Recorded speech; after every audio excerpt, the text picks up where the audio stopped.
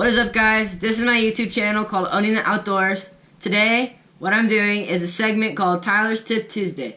In this Tyler's Tip Tuesday, I'm going to show you guys how to fish with a worm.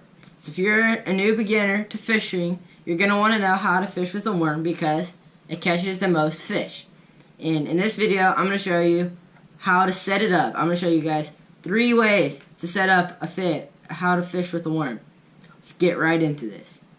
Okay, guys, so the first way I'm going to show you guys how to rig a worm is with a bobber. The bobber method is very useful if you're a very beginner, and you just want to cast it out there, let it wait, and just watch it. You don't have to feel anything, you have to watch your bobber. And when your bobber ticks or moves off to the side or sinks, then just start reeling.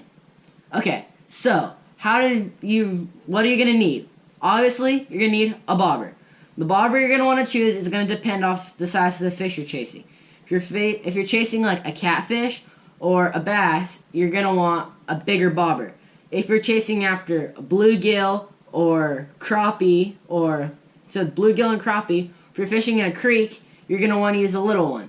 What this is going to allow to do, the fish is going to feel the least amount of resistance with this size of bobber. It's a little bobber. I don't know what size it is, but it's little, and it'll have a better chance of you getting hooked up. Okay, so you're going to need a bobber. Next, you're going to need a hook.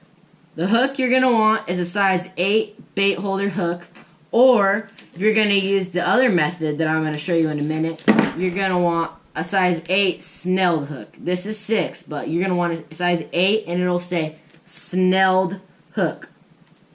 Okay, so you have a hook and a bobber. You're going to want some split shot weights, and of course, your worm. This is a pretend worm, but you're going to want to use a real worm when you fish this. Okay, so step 1. First thing you're going to want to do is you're going to take your line. This is a piece of dental floss for instructional methods, but you're going to take your line and you're going to take your hook. Now, this is assuming you've never tied a knot before in your life. I'm going to show you how to tie the knot. What you're going to want to do is you're going to thread the line through the hook. Let me thread this through the hook. You're going to thread it through the hook, just like this. Okay. Then you're going to twist it up. You're going to twist it up 8 times. 1, 2, 3, 4, 5, 6, 7, 8. You're going to want to. There's going to be a little hole down here. See that little hole at the bottom? You're going to want to take the tip of your line that's twisted up and stick it through that hole. Do that like this. You see, you're not sticking it through the eye of the hook. You're sticking it underneath the first twist like this. And you just pull tight. And just pull. Pull. Bam.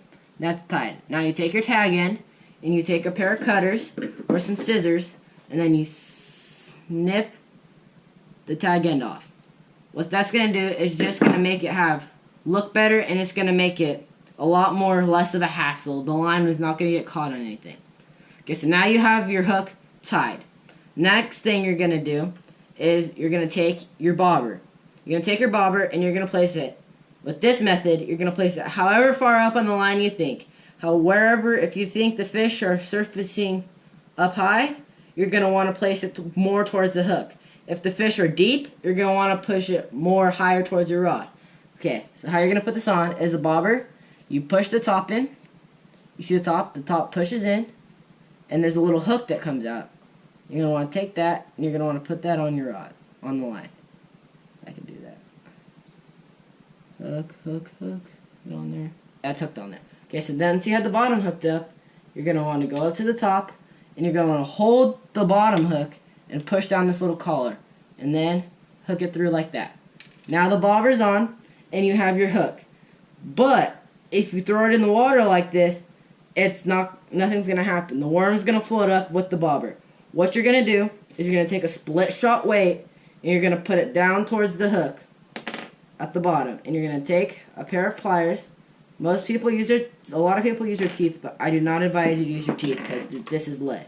And then you're just going to squish the split shot with your needle nose pliers, or any pliers for that matter, and squish it. Now, you could put however many you think you need. 2, 3.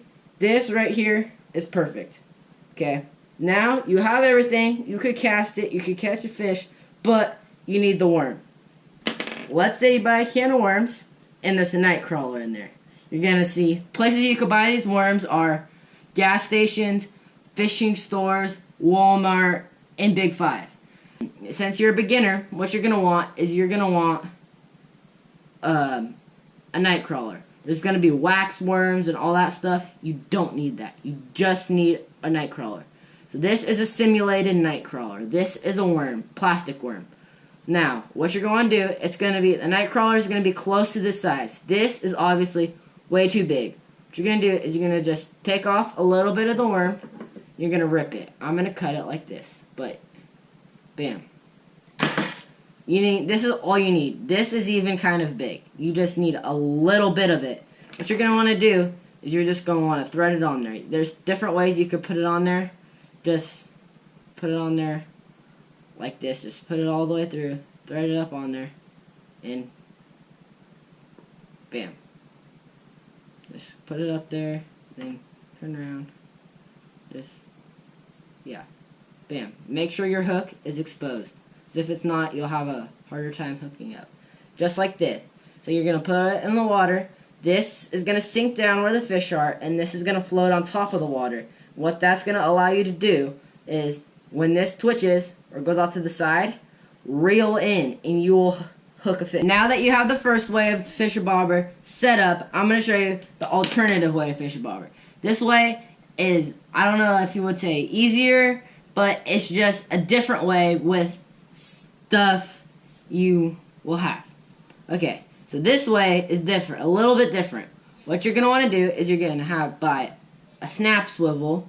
These, if you look through your grandpa's or your dad's fishing stuff, you're going to see these little things. What these allow you to do is snap on different lures and stuff. Okay, so what you're going to do is tie the snap swivel on there. Let me do that. Okay, so once you have the snap swivel tied on there, that's the only thing you're going to have to tie. What you're going to want to do is you're going to want to use your snelled hooks. The benefits of a snelled hook, basically what a snelled hook is it's a hook with the snell knot attached to it, and it has a little loop right there. Now what this allows you to do is change lures easily. So let's say you have on a little spinner or something, and you're like, hey, I'm done with this. What you do is you open your little snap swivel, you put the loop on there, and then close the snap. And now this is attached. So, hope you guys liked the video. Catch lots of fish. Don't forget to like and subscribe. And thanks for watching. Have fun. Peace out.